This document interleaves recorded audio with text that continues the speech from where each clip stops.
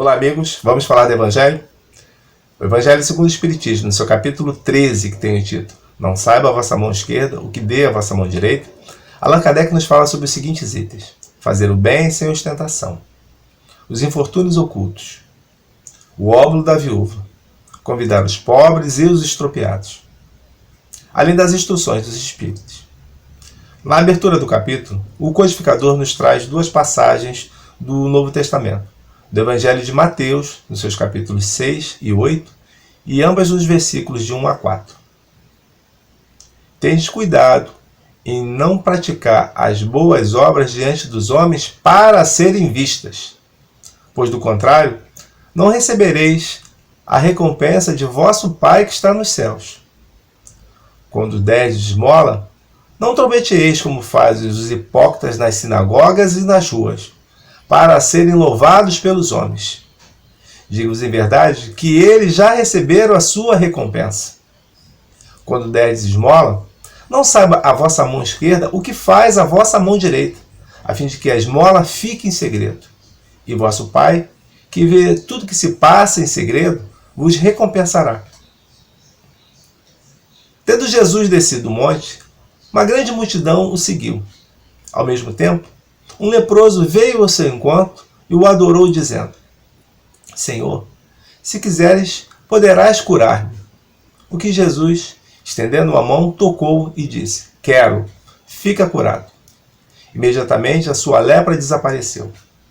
O que o mestre lhe retrucou: Abstente de falar disto a quem quer que seja, mas vai, mostra-te aos sacerdotes e lhes oferece o dom prescrito por Moisés, a fim de que lhes sirva de prova. Fazer o bem sem ostentação tem grande mérito. Mais meritório ainda é ocultar a mão que dá. Constitui sinal de grande superioridade moral. Pois quantos o fazem com o intuito de que aquele que recebe o divulgue? Quantos verdadeiramente doam grande soma em público, mas que as ocultas não daria uma única moeda? Foi por isso que o mestre amado comentou a seguinte sentença: aqueles que fazem o bem ostentosamente já receberam a sua recompensa.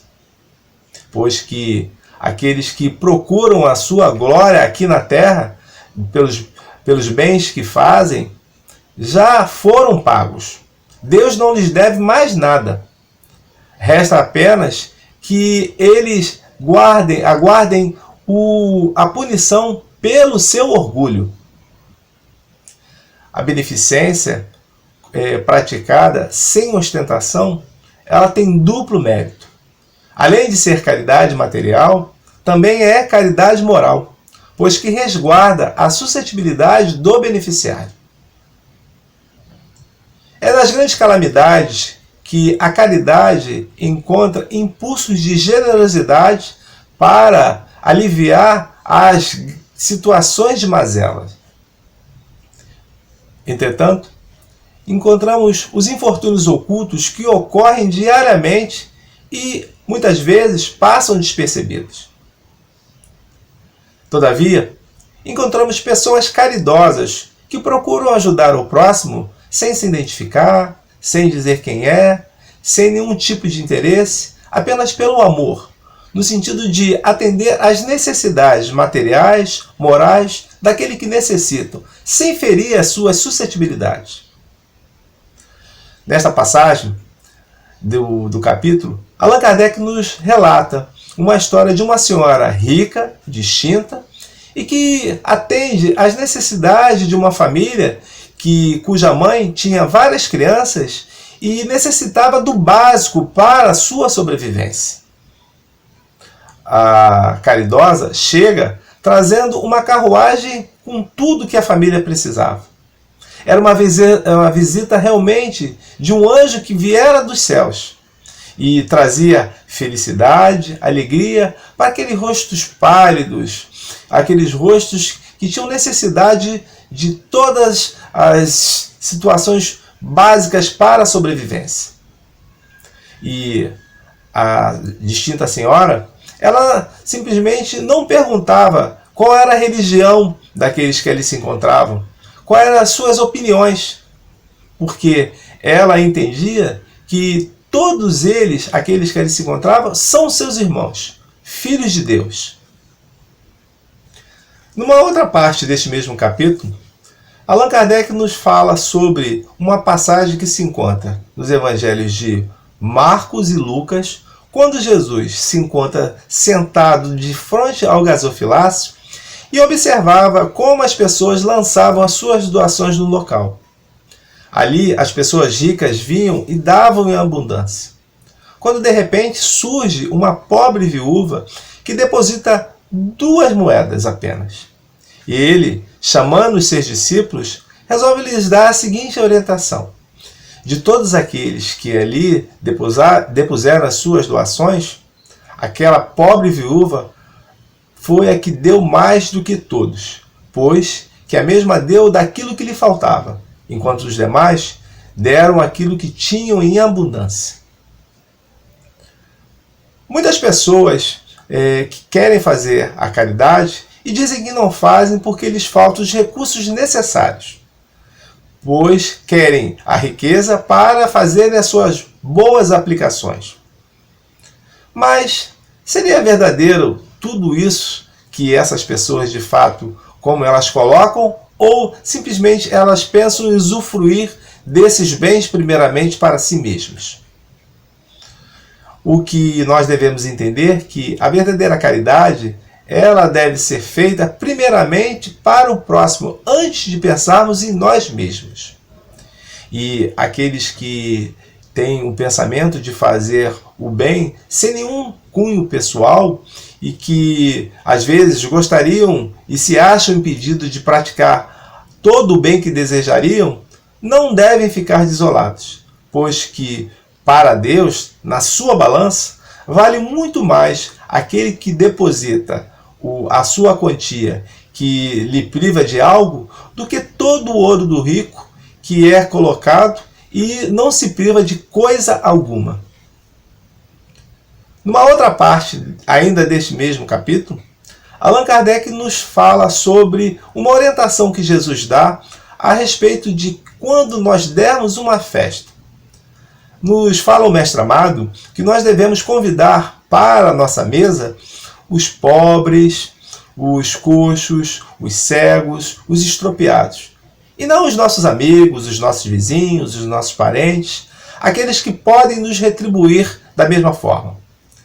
Ele diz que aqueles que não podem nos retribuir, que a nossa recompensa ela se dará no reino dos justos, no reino dos céus. Seria, na realidade, uma incoerência pensar que Jesus queria apenas que nós convidássemos à nossa mesa os mendigos da rua.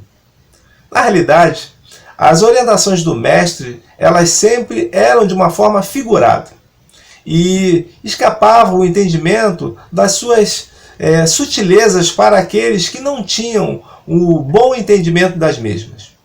Eles a utilizavam para que chamasse a atenção, ou seja, que tivesse um colorido mais forte. E nesta orientação, quando ele afirma que a nossa retribuição, a nossa felicidade se dará no reino do justo, no reino de Deus, Jesus queria verdadeiramente colocar que quando nós fizermos uma festa, fizermos uma caridade, nós devemos fazer apenas com o intuito de fazer sem nenhuma subterfúgio de pensar em retribuição. Praticar apenas pelo desejo de fazer. Das Instruções dos Espíritos, Allan Kardec trabalha neste capítulo com 11 mensagens. A caridade material, a caridade moral são 2 e a benevolência são 5. As demais são sempre uma mensagem, que fala sobre a piedade, os órfãos, os benefícios pagos com a ingratidão e a beneficência exclusiva. Na mensagem que fala sobre a caridade material e a caridade moral, nós vamos comentar sobre a mensagem da benfeitora Irmã Rosália. A mesma nos informa que nós devemos amar uns aos outros e que nós devemos fazer aquilo que nós desejamos para nós com os outros. E que, se assim acontecer aqui na Terra, não teremos mais ódios, nem rancor, nem ressentimentos e nem mais mães carregando filhos famintos nos seus colos. E que a caridade moral, que materialmente nada custa e que pode ser praticada por todos, é a mais difícil de se exercer. Quando fala sobre a benevolência, a primeira mensagem é do espírito Adolfo, bispo de Argel. O mesmo nos informa que a beneficência nos conduzirá às alegrias do coração, que nem mesmo a indiferença, que nem mesmo a desesperança poderá nos perturbar. E que a caridade sintetiza todas as virtudes que nós devemos conduzir para que os povos sejam elevados à sua felicidade. Quando do mesmo tema, a benevolência, a mensagem é do Espírito São Vicente de Paulo. O mesmo nos informa, o benfeitor, que é apenas através do devotamento, do amor ao próximo, que as almas serão conduzidas às altas regiões superiores quando nós assim praticarmos a caridade. Para a mensagem que nos fala sobre a piedade, é de um espírito que nos informa o seguinte: ele nos diz que a benevolência, a piedade, é a irmã da caridade e que ela nos conduz mais próximos aos anjos e que ela também domina o nosso orgulho, o nosso egoísmo e que nos deixa mais humildes e beneficentes e que tenhamos mais amor ao próximo. Quando a mensagem nos fala sobre os órfãos, é de um espírito familiar. O mesmo nos informa que Deus permite que hajam órfãos para que nós exerçamos a missão de paz e que lhe agrada muito aquele que estende a mão a uma criança abandonada. Quando a mensagem nos fala sobre as ingratidões pagas com os benefícios e que aqueles que param de exercitar a caridade por não querer encontrar aqueles que assim fizeram, o guia protetor nos informa que há muito mais egoísmo do que caridade nessa situação. E ele ainda avisa que se Deus permite que isto aconteça, é para que nós possamos exercer a nossa vontade, a nossa perseverança na prática do bem. Quando a mensagem é sobre a beneficência exclusiva, Allan Kardec pergunta aos imortais, e quem responde é o Espírito São Luís, falando sobre se a caridade deve ser exercida apenas para aqueles mesmos grupos, né, que pertencem aos mesmos partidos, às mesmas crenças, às mesmas religiões. Ele diz que não, que o cristão verdadeiro vê apenas o seu semelhante como o seu irmão. Que após a leitura deste capítulo do Evangelho segundo o Espiritismo, não saiba a vossa mão esquerda o que dê a vossa mão direita, possamos nós estarmos com os corações mais caridosos, mais fraternos e mais amigos, para que nós possamos seguir a nossa trajetória de elevação moral e espiritual adiante. Que Jesus nos ampare, que Jesus nos abençoe, muita paz, boa leitura.